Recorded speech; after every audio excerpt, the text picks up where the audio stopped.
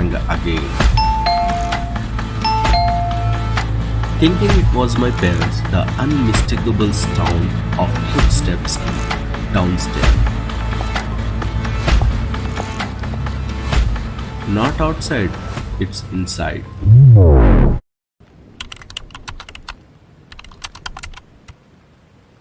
I was 15 years old, and my parents had finally started trusting me enough to leave me home alone. We lived in a peaceful, ordinary, safe colony, wide gated streets, friendly neighbors who knew everyone's business, and a small commercial line nearby with a few kirana stores and restaurants. It really was not a place where you needed to look over your shoulder at night because it just felt safe, which is why my parents felt okay leaving me by myself. I still live with them today in the same house. The night in question was a Saturday. My parents were heading out for a dinner party. When my sister and I were younger, my grandparents would come over, but since she was away at college camp and I was 15, they decided to trust me. My parents often going out with their friend circle on weekends. They left me some cash for a biryani or a pizza. It was the ideal night for a teenager. House to myself, video games and a junk food. I was obsessed with the old James Bond games on my PS2 and I was halfway through my third playthrough of Nightfire. After finishing a difficult level, I decided to order food now. There was a local place nearby called Royal Crust. It's been closed for years now, but it was our go to. I ordered a large paneer pizza. At 15, I could easily polish most of it. My mom had strictly told me over the phone to wrap up the leftover in foil and put them in the fridge. While I waited, I swapped my game disc for Agent Under Fire. When the doorbell finally rang, I hurried downstairs with the 500 note. My parents had left. My mom told me to give a decent tip, especially since it was a hot summer night. The delivery guy looked to be his late 30s, and honestly, he looked a little rough. He had a long, unkempt beard, thick glasses, and wearing a faded black tucker hat. I gave him the note and asked for a specific change. As he counted the notes, he looked at me, then peered past me into the dark halo of the house. Then he asked, Akela hai kya? Means, are you alone here?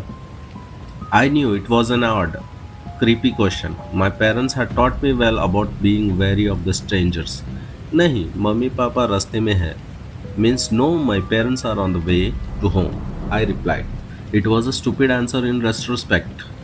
I should have just said no, but I knew he was asking because the driveway was empty and a kid was accepting the delivery instead of an adult. So I closed the door quickly, ate three slices in the kitchen, and put the rest in the fridge, as instructed by my mom.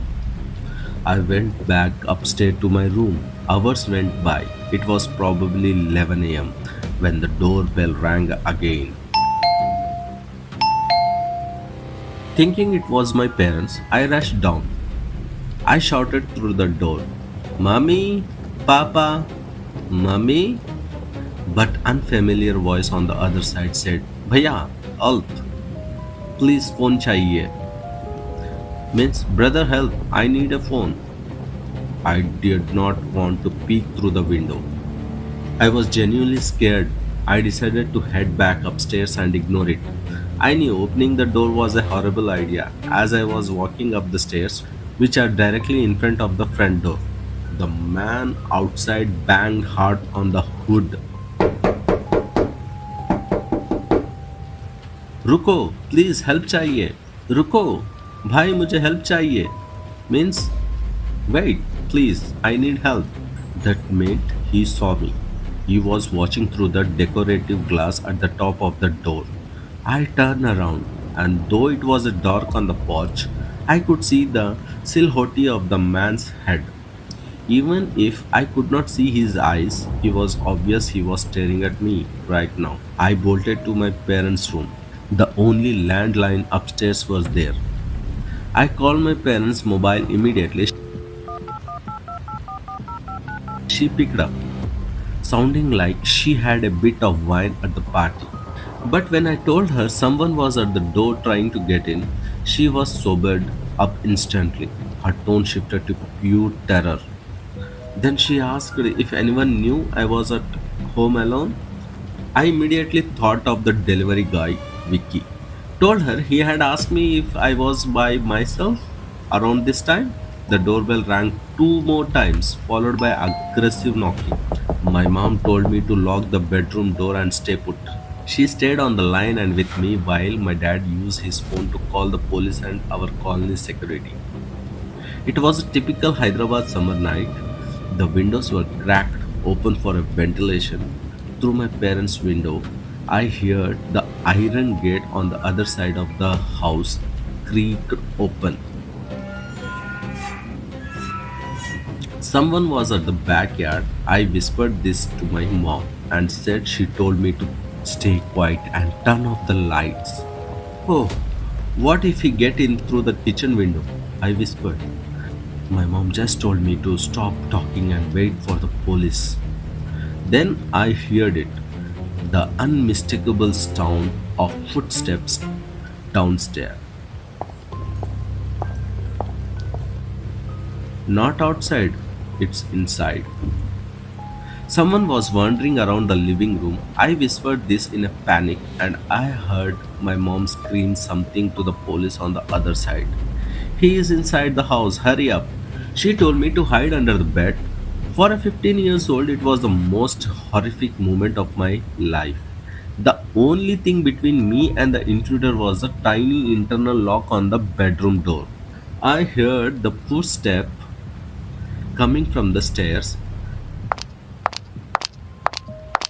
They stopped at my sister's room first, then mine. I heard them searching. Finally, the footsteps came down the hall to my parents' room. The door knocked now. Then it was rattled aggressively as they were realized it was locked. There was a light, airy knocking on the door. The person on the other side did not say a word. After one last attempt at the knock, the footsteps retreated, went back down the stairs, and faded into the back of the house. I did not breathe. My mom finally told me the police were there. I expected a crash, but instead I heard heavy boots, a man shouting my name, Prithvi, police, Darwaza kholo. I unlocked the door. Two officers were upstairs, two more were downstairs. They did not have to break inside because the back sliding door was being left wide open. That was the entry point. My parents rushed home and I gave my statement mentioning Vicky, the delivery guy. The police said they would investigate. The next night, my parents took me to the Royal Trust. They wanted me to point out him. When we did not see him, my dad asked the manager which employee matched the description. The manager said, that sounds like Vicky, but he is out on a delivery. There's no way it was him. He is good worker. He eventually got defensive and asked us to leave. My parents made a scene, vowing never to order from there again. We waited in the car for an hour, but Vicky never returned to the shop. My parents thought the manager had tipped him off. We tried to talk to a lawyer later, but with no DNA or stolen items, just a terrified kid story, they said there was not enough evidence to prosecute. We never went back to that place. It took 10 years, but I felt comfortable being home alone at night. To this day, I am convinced it was Vicky. Who else knew a 15 years old boy was home alone in a big house on a Saturday night? So, be safe, be controlled. Thank you. Think smart. Jai Hind.